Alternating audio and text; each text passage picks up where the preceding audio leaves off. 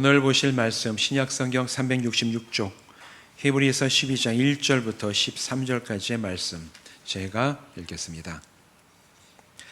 이러므로 우리에게 구름같이 둘러싼 허다한 증인들이 있으니 모든 무거운 것과 얽매이기 쉬운 죄를 벗어버리고 인내로서 우리 앞에 당한 경주를 하며 믿음의 주요 또 온전하게 하시는 이인 예수를 바라보자. 그는 그 앞에 있는 기쁨을 위하여 십자가를 참으사 부끄러움을 개의치 아니하시더니 하나님 보좌 우편에 앉으셨느니라.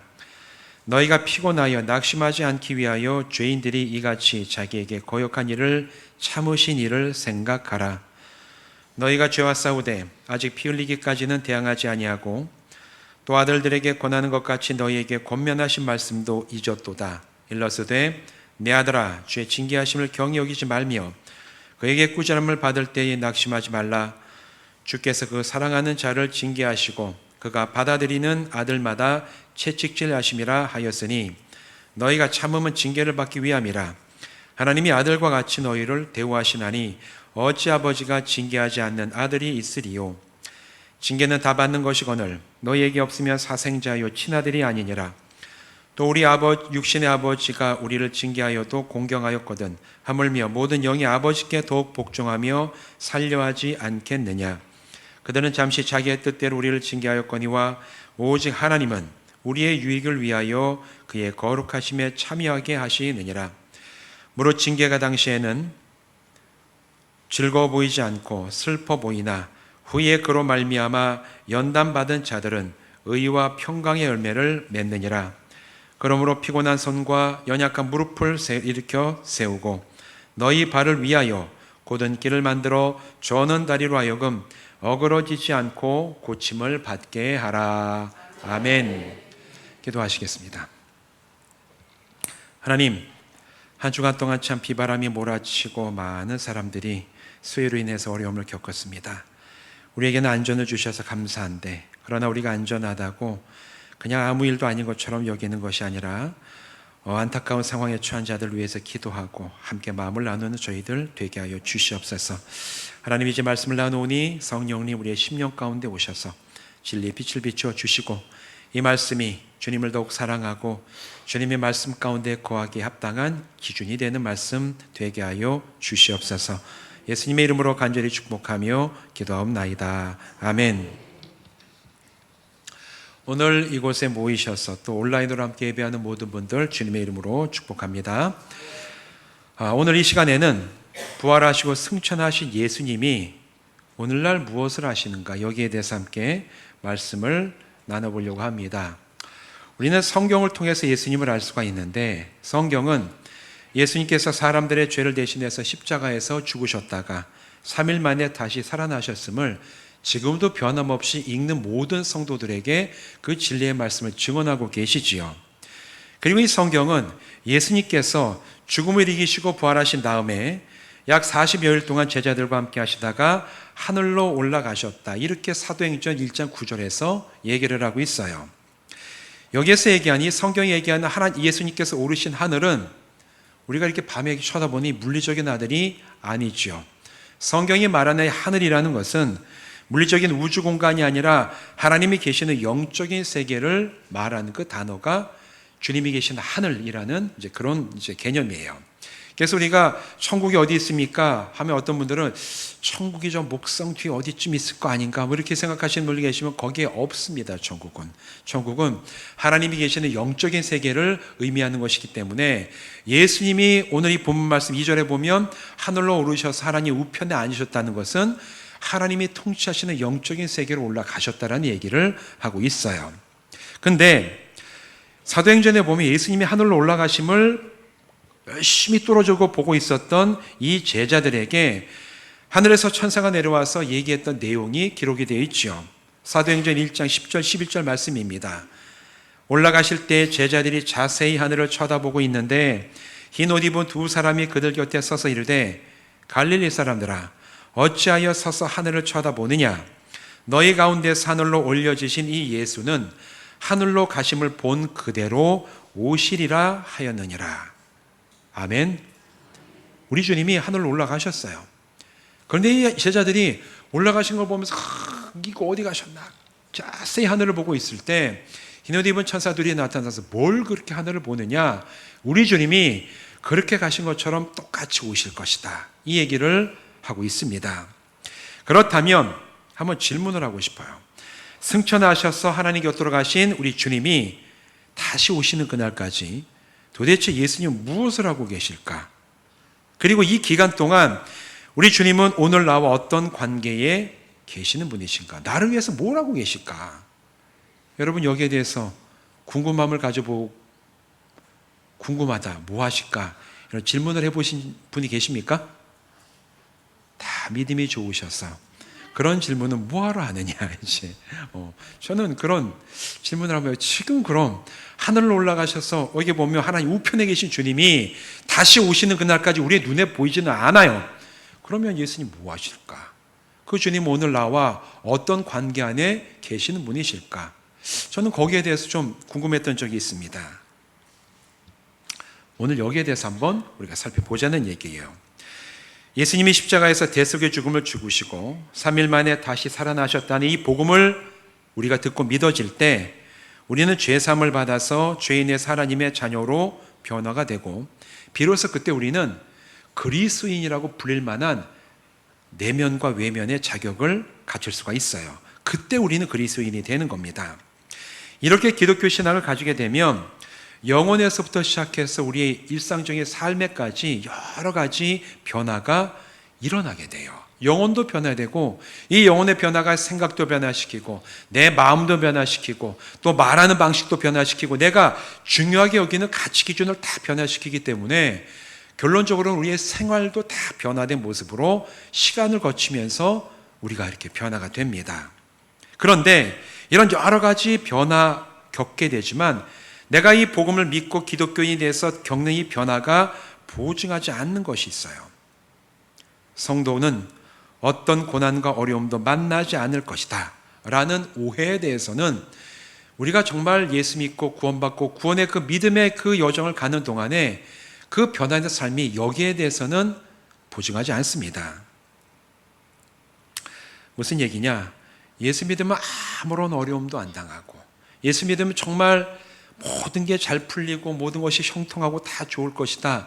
이런 식으로 얘기하는 누군가가 있다면 그것은 성경이 또 복음이 우리에게 보증해 주지 않는 거라는 얘기예요. 사실 성경에는 하나님께서 은혜로 성도들을 지키시고 돌보시고 피난처가 되신다는 고백과 선포가 여러 군데 나옵니다. 우리가 잘 알고 있는 시편 23편 다윗의 시죠. 뭐라고 고백합니까? 하나님은 선한 목자시니 나에게 부족함이 없으리로다.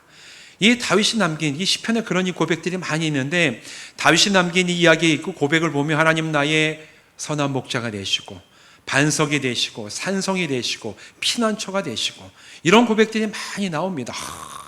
그래서 그럼 우리는 어려움을 당하지 않을 것이다. 고난도 당하지 않을 것이다. 이렇게 생각하시는 분이 계신데 여러분 다윗이 그런 고백을 왜 했습니까? 하나님 왜 나의 목자가 되시고 하나님이 왜 나의 피난처가 되시고 반석이 되시고 산성이 되시고 이런 고백을 왜 한 줄 아세요?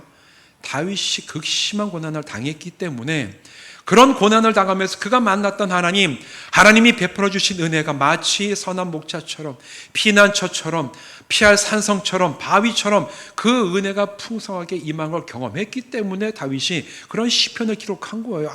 아무 고난을 안 당했기 때문에 그런 시편을 고백한 게 아니라는 사실을 분명히 알아야 돼요. 성경은 내가 예수 믿고 그리스도인 되면 아무 고난을 당하지 않을 것이다. 그런 얘기는 한 줄도 나오지 않습니다. 대신에 성경은 신약에 가면 무슨 얘기를 하냐? 성도들이 믿음을 따라 살아가게 되면 고난과 어려움을 만날 때가 있음도 분명하게 이야기를 하고 있어요.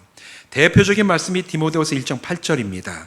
그러므로 너는 내가 우리 주를 증언함과 또는 주를 위하여 갇힌 자 된 나를 부끄러워하지 말고 오직 하나님의 능력을 따라 복음과 함께 고난을 받으라.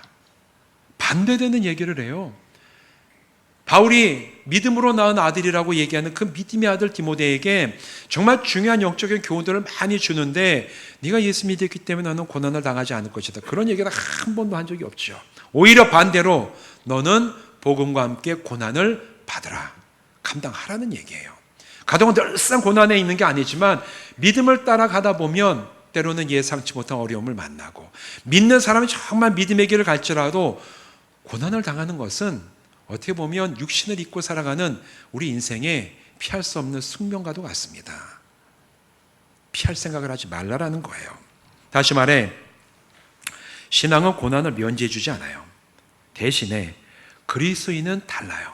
뭐가 다르냐면, 그리스도인은 고난 앞에서 두 가지 선택을 할 수가 있습니다. 우리에게는 선택이 주어져 있어요. 첫 번째 선택은 그냥 이 내가 당하는 고난을 고통으로만 여기는 겁니다. 예상치 못한 고난, 원하지 않는 고통. 여러분, 우리가 살아가면서 저는 고난받기를 원해요. 원하시는 분 계십니까? 나는 고통당하기 참 좋아해요. 고통당하는 걸 즐기는 분 계십니까? 저와 개인적인 상담을 좀 하셔야 돼요. 그런 분들은. 여러분, 우리는 정상적인 마음과 생각을 가지고 살아가시는 분은 고통과 고난 당하는 거 원하지 않아요. 우리가 당하는 고통은 대부분 다 내가 원하지 않는 고통. 내가 만나는 고난은 예상치 못한 고난이 대부분입니다. 그래요. 그런데 그런 것을 만날 때 첫 번째, 고난이 고통으로만 끝나게 만드는 사람들이 있어요. 내 상황, 내가 어려움에 당하게 된 그 조건에 좌우되고 그런 일들을 나에게 주게 됐던 간접적인 어떤 직접적인 영향을 주었던 그런 어떤 사람들을 원망하거나 변명을 하면서 고난의 때를 지나가는 것을 택할 수 있어요. 그런 그 고난은 고통으로만 끝납니다. 변명하고 다른 사람들을 원망하고 그냥 그 상황과 조건만 바라보며 그냥 지나가는 사람은 고통에 세워져 나오기가 힘듭니다. 이게 첫 번째 선택이에요. 두 번째 선택은 피할 수 없는 고난이라면 내가 그것을 통하여 영적인 성숙과 믿음의 진보를 이루어갈 것을 하나님 앞에서 결단하고 택하는 겁니다. 이건 그리스도인들에게만 주어진 선택지예요. 성도들만이 하나님, 사람이기 때문에 내가 피할 수 없는 고난과 어려움을 만났지만 그러나 이것이 고통으로 끝나지 않게 하여 주옵소서. 이걸 내가 지나가야 되지만 이 지나가는 것이 신앙의 성숙이 되게 하시고 믿음의 진보가 되기를 주님 제가 원합니다. 이런 선택과 결단을 가지고 하나님 앞에 설 수 있는 선택지는 그리스도인들에게 주어져 있어요. 그래서 그리스도인은 이 세상 사람과 다르게 고난 앞에서 선택 중에 하나를 내릴 수가 있습니다. 오늘 본문 말씀 5절부터 15절까지가 여기에 대해서 설명하는 말씀이에요. 오늘 5절에서 15절까지 본문을 쭉 읽어보면 요약하면 그런 얘기 있죠. 하나님께서 자녀들에게 징계를 주신다. 하나님이 자녀들을 징계하신대요. 친아들이면, 진짜 자녀면 징계를 하신다. 그런데 여기서 이 단어를 좀 바꿔야 되겠습니다. 징계 그러니까 내가 무슨 죄를 범했나. 우리 오늘날에 우리가 쓰는 용어, 일상적인 단어에서 징계는 잘못을 크게 범한 사람을 처벌하는 것, 징계라는 이제 그런 단어로 쓰지요.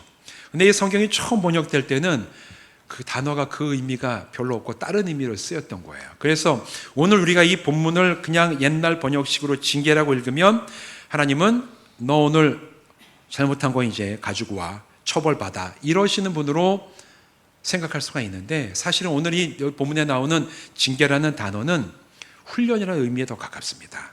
훈련과 양육이라는 의미를 가지고 있는데 오늘날 이 징계가 다른 쪽으로 많이 의미가 가버려가지고 이것만 읽으면은 하나님은 잘못하는 걸 처벌하시고 아주 심할서 쓰게 하시는 분이신가 보다, 그렇게 여길 수가 있지만 바꾸세요. 단어를 훈련으로 바꾸시면 본래 의미가 훨씬 쉽게 다가옵니다. 여러분, 하나님은 우리를 훈련시키시는 분이시래요. 양육하는 분이시라고 오늘 얘기를 하고 있죠. 근데 여러분, 훈련은 어떤 훈련이라도 쉬운 게 없습니다. 훈련받는다는 것은 내가 평상시에 안주되었던 자리에 일어나 내가 감당할 만한 수준을 높이기 위해서 겪는 것이 훈련이에요. 그렇기 때문에 어떠한 훈련도 편한 게 없고 어떠한 훈련도 쉽지 않습니다. 대부분의 훈련에는 다 고통이 따라요. 그리고 훈련을 받다 보면 포기하고 싶은 마음이 들 때도 있습니다. 영적인 훈련도 동일해요. 쉽지 않아요. 포기하고 싶은 마음이 들어요. 왜 내가 이걸 당해야 되는지 때로는 스스로가 의문을 가질 때도 있어요. 모든 훈련은 마찬가지고 영적인 훈련도 마찬가지입니다.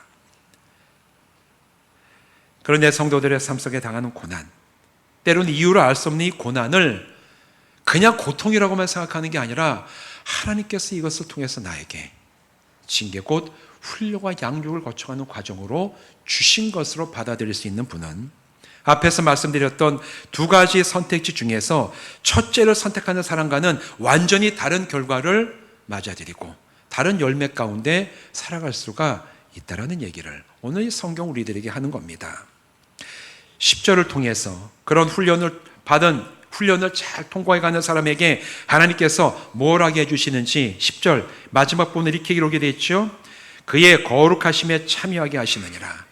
우리는 원래 태어날 때부터 거룩한 사람이 아니에요. 그러나 우리는 어떻게 거룩해지느냐? 예수 그리스도의 십자가 복음을 믿어짐으로 거룩해집니다. 그러나 그것만 가지고는 우리가 당장의 거룩한 삶을 드러낼 수는 없어요. 우리 영혼이 변화됐기 때문에. 그러나 우리가 변화된 이 영혼을 가지고 우리 삶 가운데 훈련을 통하여 내가 거룩해진 것을 내 말과 삶으로 드러낼 수 있다면 하나님의 거룩하심에 참여하게 하시느니라. 누가? 우리에게 훈련을 통과하게 하신 하나님께서 잘 견뎌낸 성도들을 하나님의 거룩하심에 참여하게 하신대요.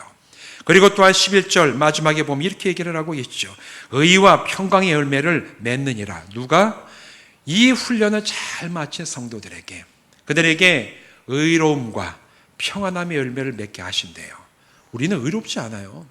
우리에게 무슨 의로움이 있습니까? 내가 행한다는 어떤 그런 선한 것, 사람 사이에 사람의 기준으로 보기엔 좀 더 나은 면이 있을 수 있지만 우리가 어떻게 살아계신 하나님 앞에서 나는 의롭다라는 얘기를 할 수 있는 사람이 누가 있어요? 아무도 없습니다. 그런데 우리가 복음을 통하여 내가 하나님의 자녀가 되고 자녀가 된 우리를 하나님께서 훈련시키는 그 모든 훈련을 잘 마친 성도에게는 의와 평강의 열매를 맛보게 하신다는 거예요. 삶에서 맺게 하신다는 겁니다. 가만히 앉아있을 때 맺는 게 아니라 훈련받을 때, 다른 말로 얘기해서 내가 원치 않는 고난 앞에 서게 될 때, 예상치 못한 어려움을 통과하게 될 때, 그것이 하나님이 나에게 주시는 훈련이라고 여기며 내가 그걸 통해서 성숙하고 진보하기를 원하는 성도에게 주시는 은혜이자 열매라는 겁니다. 여러분, 우리 인생도 이것과 비슷하지 않습니까? 고난 없는 인생은 없어요. 여러분, 진짜 고난 없는 인생은 없습니다. 보통 교회에서 보면 겉보기에는 참 평안하고 아무 일도 없는 것처럼, 아우 저 가정은 참 좋겠다, 어려움도 없고 문제도 없고 참 저 정도만 됐으면 참 얼마나 좋을까, 이렇게 보여지는 가정들이 있어요. 그런 분들도 있어요. 그러나 몰라서 하는 얘기입니다. 그거는 목회하다 보면 신방을 많이 하게 되죠. 신방하고 개인적인 얘기를 많이 하게 되는데 아무 문제도 없어 보이는 가정도 얘기 들어보면 참 어려움이 많고 넘어서야 될 문제들이 많고 참 쉬운 일이 없는 그런 인생을 살아왔고 살아가고 살아가야 될 그런 분들은 사실은 대부분이에요. 다른 말로 얘기하면 고난 없는 인생이 없어요. 고난 없는 인생이 어디에 있겠습니까? 우리도 비슷해요. 그리고 때로는 지금도 고난 가운데 계신 분들이 있을 겁니다. 하지만 여러분 기억하십시오. 우리에게는 두 가지 선택이 있어요. 고난을 고통으로 끝낼 것인가, 아니면 내가 하나님 앞에 이 어려움의 때를 하나님을 더 깊이 만나고 신앙이 성숙하고 믿음의 진보를 이루어갈 바로 훈련의 때로 감당할 것인가. 저는 여러분이 두 번째 선택을 하시기를 간절히 바랍니다.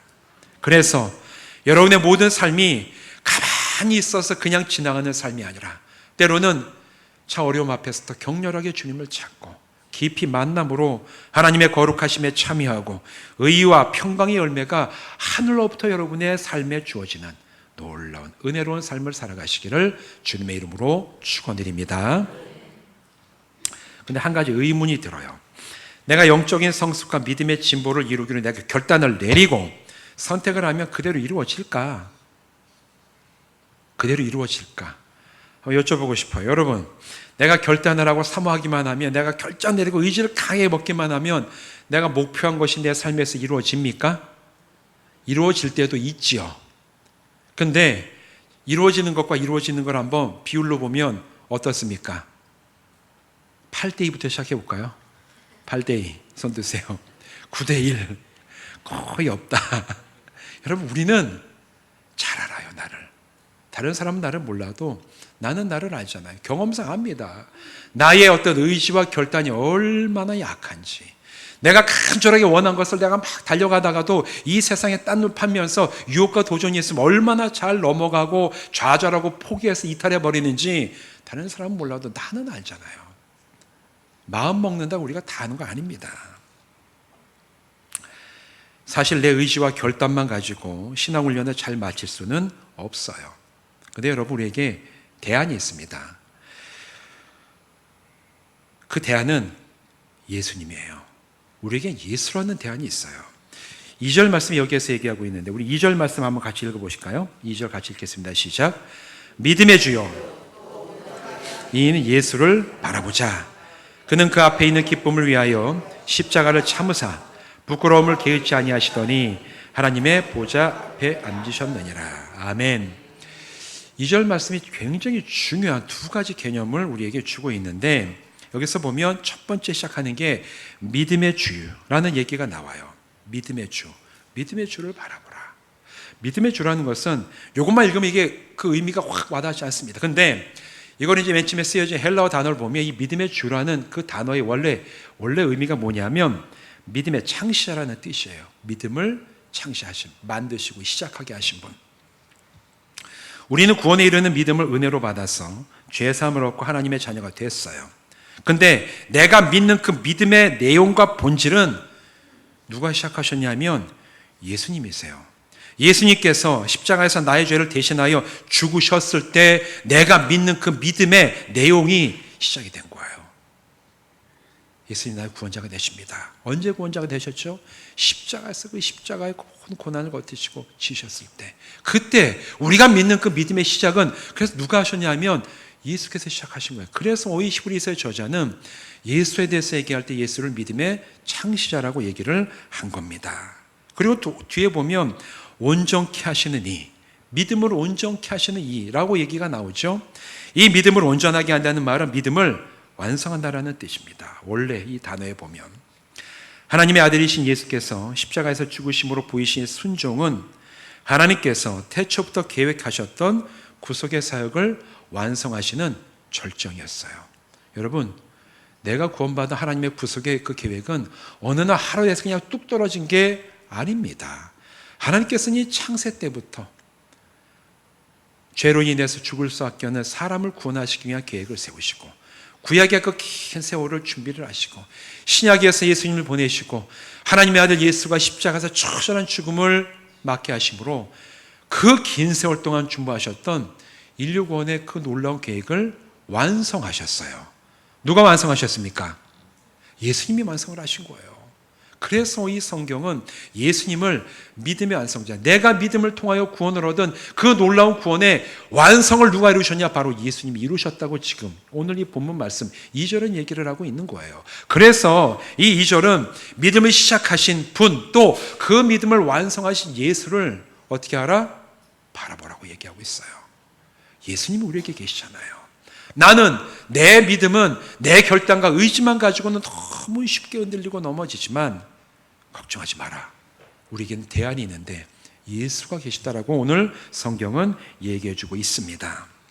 믿음의 창시자이시고 믿음을 완성하시는 분이시기 때문에 예수님은 믿음을 통하여 성도들과 또한 오늘 나와 믿음 가운데 관계를 맺고 계시는 거예요. 이 관계는 사랑하시고 돌보시고 세우시며 인도하시는 관계입니다. 지금 우리 주님께서 나를 돌보시고 나를 세우시고 나를 인도하시는 분이시라고 오늘 성경은 우리를 얘기해 주고 있어요. 2절의 말씀은 그래서 이 땅에서 믿음의 길을 가며 때로는 세상의 도전과 유혹, 고난과 어려움을 만나는 성도들에게 굉장히 중요한 또 다른 영적인 의미와 소망을 줍니다.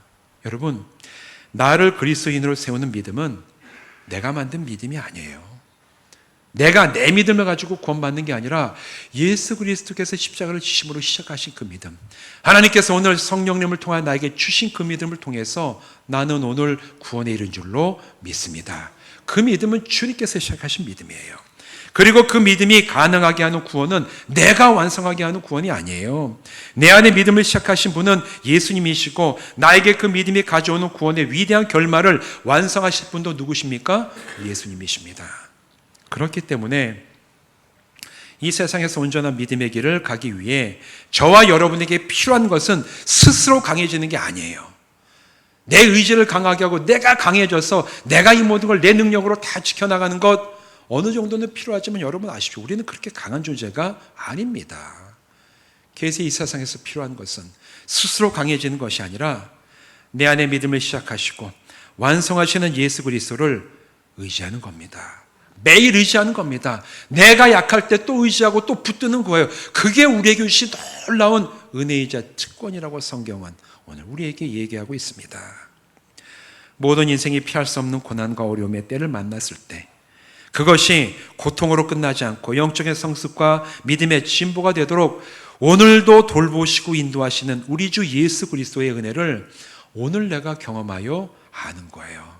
그게 믿음의 주요 온전케 하시는 주님이 나와 관계 맺는 방식이십니다. 바로 여기에 오늘 설교의 제목이 있어요. 제목에 그 답이 있습니다. 승천하신 예수님이 하시는 일이 뭡니까? 지금도 살아계셔서 믿음의 창시자가 되시고 믿음을 완성하시는 주님이 그 믿음 안에서 내가 예수와 관계 안에 있을 때 나에게 주신 그 믿음이 완성되기까지 끝까지 돌보시고 인도하시는 분이시라는 것이 바로 승천하신 예수님이 지금 우리에게 하고 계신 일인 줄로 믿습니다. 이런 주님을 오늘 만나고 오늘 의지하고 오늘 함께하면서 주님이 인도하시는 그 믿음의 길에서 풍성한 은혜를 체험하는 성도들 되시기를 주님의 이름으로 축원드립니다. 그러면 어떻게 이런 은혜를 우리가 경험할 수가 있을까? 오늘 읽은 이 본문 말씀 2절과 3절은 친절하게도 여기에 대해서 답도 줘요. 2절과 3절 함께 읽어보실까요? 시작. 믿음의 주요 또 온전케 하시는 이인 예수를 바라보자. 그는 그 앞에 있는 기쁨을 위하여 십자가를 참으사 부끄러움을 게으치 아니하시더니 하나님 보좌 앞 앉으셨느니라. 너희가 피곤하여 낙심하지 않기 위하여 죄인들이 이같이 자기에게 거역한 일을 참으신 일을 생각하라. 아멘. 예수님과 관계 맺는 중요한 두 가지 방법이 있어요. 2절과 3절에서 명령이 딱 두 가지가 나옵니다. 뭐죠? 바라보라. 또 한 가지는 생각하라. 두 가지가 나와요. 예수를 바라보고 예수를 생각하래요.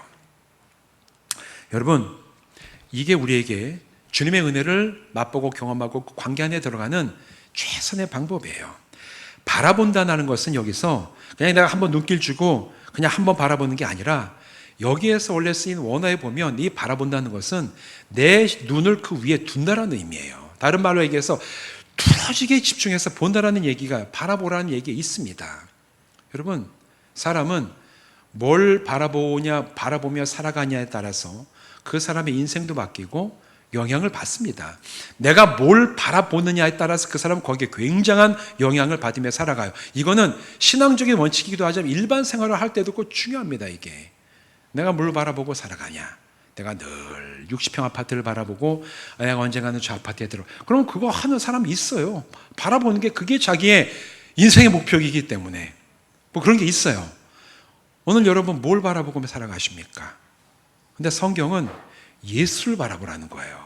예수에 대해서 여러분의 시선을 놓고 고정을 시키라는 겁니다. 그래야지 그 사람은 예수께서 주시는 영향력 안에 살아갈 수가 있다는 얘기를 하는 거예요. 여러분, 고난을 당할 때 고난 앞에서 그것을 일으키는 상황, 조건, 사람만 바라보는 사람은 그 영향 아래에서 벗어날 수가 없어요. 그래서 고통으로 끝나고 맙니다. 하지만 예수님을 바라보며 시선을 주님께 고정하는 새로운 성도에게는 고난 가운데 있더라도 그것을 새롭게 나갈 수 있는 새 길이 보일 줄로 믿습니다. 왜냐하면 예수께 내 눈을 고정하고 그분을 뚫어지게 바라보면 그분의 영향이 나에게 와요. 이거는 신앙의 원칙이 아니라 인생의 기본적인 원칙에 해당이 됩니다. 예수를 바라보면 주님께 우리의 영향을 주님께로부터 받을 수밖에 없죠. 3절에서 이 생각하다는 단어 역시 마찬가지입니다.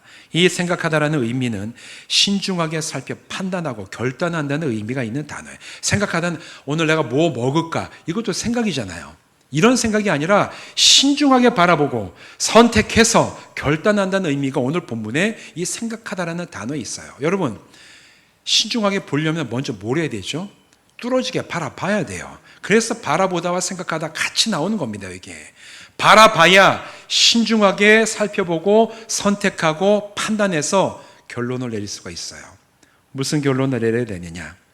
예수님의 가르치심이 어떤 것인지, 예수님이 행하신 일이 무엇인지, 예수님의 삶이 정말 내가 따를 만한 삶인지를 신중하게 살피고 따를 것인지, 따른 다음에 어떻게 본받을 것인지를 판단하여 결단하라는 얘기가 오늘 이 말씀에 나와 있는 너희는 예수를 바라보고 너희는 예수를 생각하라, 이 말씀 가운데 담겨있는 명령이에요. 어떤 상황, 어떤 자리에 서더라도 그곳에서 예수를 바라보고 생각하는 성도는 신앙의 성숙한 믿음의 진보를 이루어가게 될 줄로 믿습니다. 그것이 때로는 고난의 자리라도, 반대도 마찬가지입니다.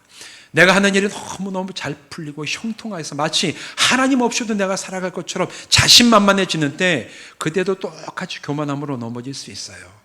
내가 고난의 때에도 예수를 바라보고 생각해야 된다면, 내가 살아가는 길이 형통하고 잘 풀릴 것 같은 때에도 그때도 예수를 바라보고 예수를 생각해야 돼요. 우리는 어느 때나 주님을 바라보고 주님을 생각해야 됩니다. 자기의 능력과 의지가 아니라 믿음의 주에 온전케 하시는 우리 주님의 은혜로 말미암아 그때 그 길을 가게 될 수가 있어요. 오늘도 성경을 통해 예수님을 바라보고 생각하는 사람에게 주어진 약속이자 위대한 능력이에요. 그래서 오늘 우리가 말씀을 통해 예수를 바라보고 예수를 생각하고 묵상하고 선택할 때 내 능력과 내 힘이 아니라 내가 바라보는 주님이 오늘 나에게 주시는 믿음의 창시자이자 완성자가 되시는 주님의 은혜로 오늘 우리는 믿음의 길을 좌로나 우로나 치우치지 아니하고 끝까지 나아가게 될 줄로 믿습니다. 사랑하는 성도 여러분, 부활하시고 승천하셔서 하나님 우편에 앉으신 예수님은 믿음의 주에 온전케 하시는 주님이십니다. 오늘 우리의 주님이 되셔서 그리고 오늘도 저와 여러분에게 믿음을 주십니다. 그분을 바라보며 생각하는 성도를 위로하시고 소망을 주시고 새 힘과 능력으로 채우시며 믿음의 완성으로 친히 이끌어 가시는 주님이 되세요. 이제 눈을 들어 주님을 바라보십시오. 그리고 이제 그 주님을 바라보며 주님을 생각하십시오. 그리하여 믿음의 주에 온전케 하시는 예수 그리스도의 인도하심 속에 날마다 믿음의 성숙과 진보를 풍성하게 경험하며 믿음의 길을 함께 나가는 우리 모든 새로운 교회 성도들 되시기를 주님의 이름으로 축원드립니다. 기도하시겠습니다. 하나님, 예상치 못한 고난 앞에 설 때가 있습니다. 고통이 우리 인생을 꿰뚫고 지나갈 때가 있습니다. 그러나 그때에 이것이 고통으로만 끝나지 않게 하여 주시고 우리를 자녀 삼아 주신 하나님 앞에서 우리가 믿음의 훈련과 양육과 연단임을 결정하게 하시고 선택하게 하셔서 바로 그 자리에 믿음의 창시자이고 믿음의 완성자가 되신 예수 그리스도를 바라보고 생각함으로 주님, 이 믿음의 여정 끝까지 주님이 주시는 힘과 능력을 가지고 주님 앞에 달려나가는 우리 모든 성도들 되게 하여 주시옵소서. 부활 승천하신 예수님께서 바로 이 일과 이 관계로 오늘 나를 부르시고 나와 관계 맺고 계심을 기억함으로 늘 주님과 동행하는 성도들로 한 주간의 삶도 주님이 지키시고 인도하여 주시옵소서. 이 모든 것을 예수님의 이름으로 간절히 축복하며 기도하옵나이다. 아멘.